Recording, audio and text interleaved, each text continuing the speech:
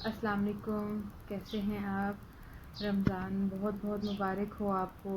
اللہ تعالیٰ سب کی عبادتیں، سحریاں، افطاریاں، نمازیں اور تلاوت قبول کرے۔ آج میں نے سوچا کہ میں آپ لوگوں کے ساتھ رمضان کے بارے میں ڈسکس کروں، رمضان کے حوالے سے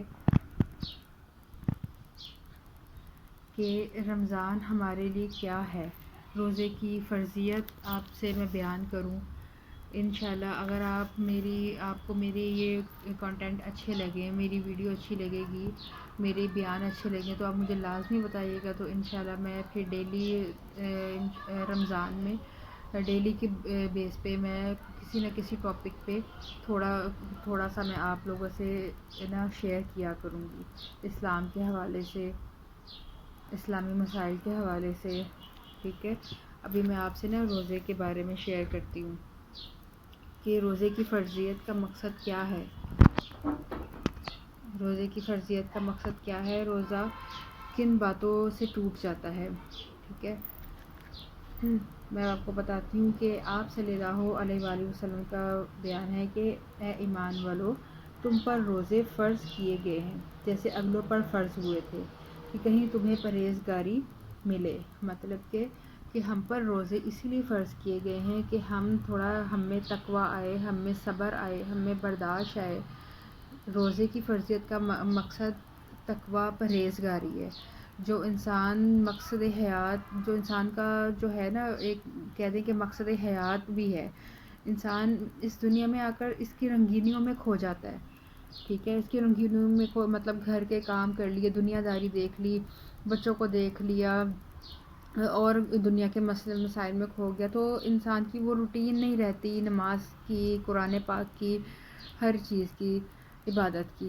تو ویسے تو ہر مہینہ ہی اللہ تعالیٰ کا ہے، ٹھیک ہے، لیکن یہ کچھ خاص مہینے مخصوص کیے ہیں ہمارے رب نے کہ تو مجھے یاد کر، تو مجھے یاد کر، تو میرے آگے گر گڑا، تو میرے آگے دعا کر، تو میں کیسے اپنے بندوں کو، اپنی مخلوق کو میں خالی ہاتھ چھوڑوں گا۔ بہت ہی مہربان ہے، رحیم ہے، غفور ہے ہمارا رب۔ اللہ تعالیٰ فرماتا ہے انسان اس دنیا میں آ کر اس کی رنگینیوں میں کھو گیا ہے، ٹھیک ہے، اور انسان اپنی نفسانی خواہشات کی وجہ سے اپنے دین سے تھوڑا دور ہو جاتا ہے، ٹھیک ہے۔ اس کی تمام کوششیں ہوتی ہیں کہ ہم اپنی یہ خواہش پوری کر لیں، یہ خواہش پوری کر لیں، جو ہمارا ایک وقت ہوتا ہے نماز کا، تلاوت کا، قرآن پاک کا، نوافل کا، وہ ہمارا نکل جاتا ہے اس کے چکر میں۔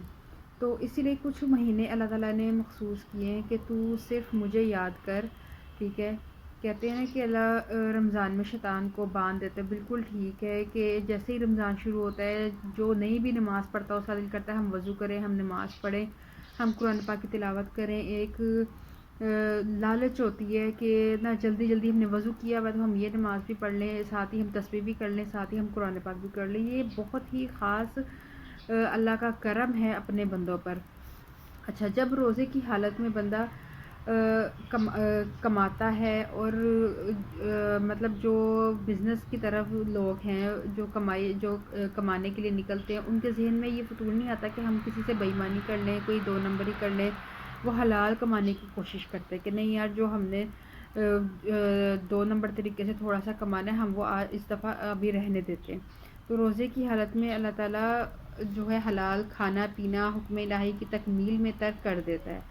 تو روزہ زبان حال سے اسے یہ درس دیتا ہے، اے روزے دار، جب تو نے حلال چیزیں اپنے رب کے حکم سے ترک کر دی تو وہ چیزیں جنہیں تیرے رب نے ہمیشہ کے لیے حرام کر دیا تو ان کے ارتکاب سے بھی باز رہنا، ٹھیک ہے۔ انسان کا کھانا پینا سب کچھ جو ہے وہ مختصر ہو جاتا ہے اور زیادہ انسان کی ہی کوشش ہوتی ہے کہ ہم اچھے اچھے اعمال کریں۔ روزے کا مقصد ہے تقوی۔ تقوی نیک کام کرنے اور برے کاموں سے بچنے کا نام ہے۔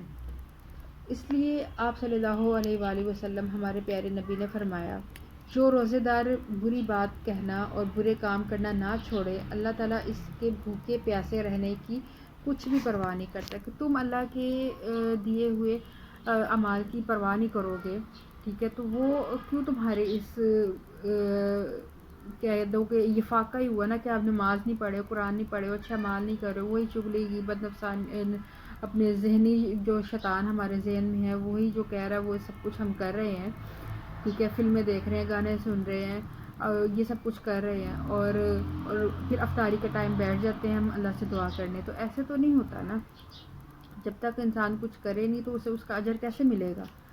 مزید آپ صلی اللہ علیہ وسلم فرماتے ہیں کئی روزے دار ایسے ہیں جن کا روزہ سوائے بھوک اور پیاس کے کچھ نہیں، اور بہت سے راتوں میں عبادت کرنے والے ایسے ہیں کہ انہیں جاگنے کے سوا کچھ نہیں. مطلب اس کا یہ ہے کہ کچھ لوگ ایسے ہیں جو مطلب جتنی ان کا جسم اجازت دیتا ہے، جتنی ان کی وہ مصروفیت ہے اس سے ہٹ کے وہ جتنی عام روٹین سے وہ کوشش کرتے ہیں کہ ہم 5 وقت کی نماز پڑھ لیں، قرآن پاک پڑھ لیں، 3 ٹائم قرآن پاک پڑھ لیں، یہ بھی ان کے لیے بہت ہوگا.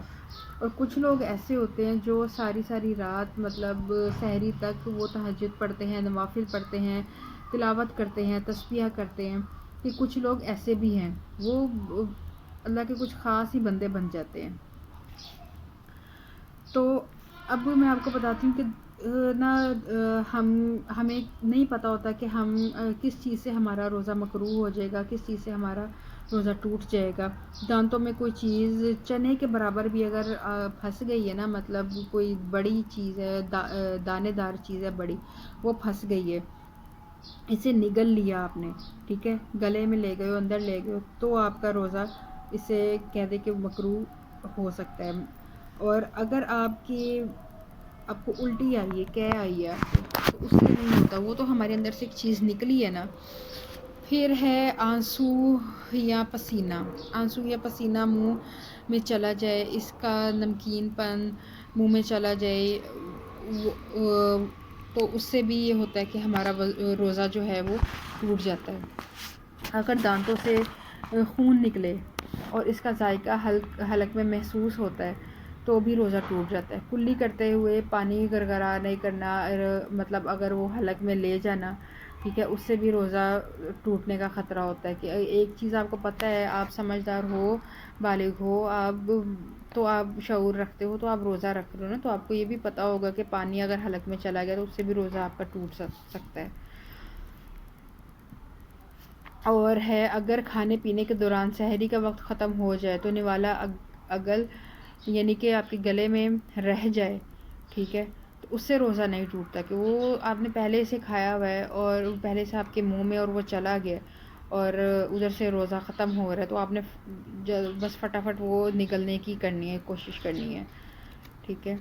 اور کافی چیزیں ہیں، کافی باتیں ہیں جن سے ہمارا روزہ مکروہ ہوتا ہے، ہمارا روزہ ٹوٹ جاتا ہے. ہمیں اپنے روزے کا سارا دن خیال رکھنا چاہیے کس طریقے سے. تو وہ کافی چیزیں ہیں اس میں. تو نا تو اچھا میں آپ کو بتاتی ہوں کہ اور بھول کر کھانے سے بھی ہو جاتا ہے روزہ مکروہ، ٹھیک ہے. اور اگر جان بوجھ کر روزہ توڑ دیا تو اس کا کفارہ لازمی دینا پڑتا ہے. کفارہ یہ ہوتا ہے کہ لگاتار 60 روزے رکھے جائیں. اگر کسی دن ناغہ ہو جائے تو پھر سے یہ 1 سے گنتی شروع کریں، اور یہ آپ نہ رکھیں، کیونکہ یہ ہم پر فرض ہیں، یہ روزے ہم پر فرض ہیں، ٹھیک ہے. تو ان کو اگر ہم چھوڑیں گے تو ہمیں اس کا کفارہ تو ادا کرنا پڑے گا نا. اگر روزے رکھنے پر قدرتی طور پر کوئی بیماری آ گئی ہے، اچھے ہونے کی کوئی امید نہیں ہے، دن بدن طبیعت بگڑتی جا رہی ہے، روزے رکھنا ممکن نہیں ہے، تو اس پر یہ ہے لاگو کہ وہ 60 مساکین کو پیٹ بھر کر دونوں وقت کھانا کھلائے، یہ اس کا کفارہ ہے.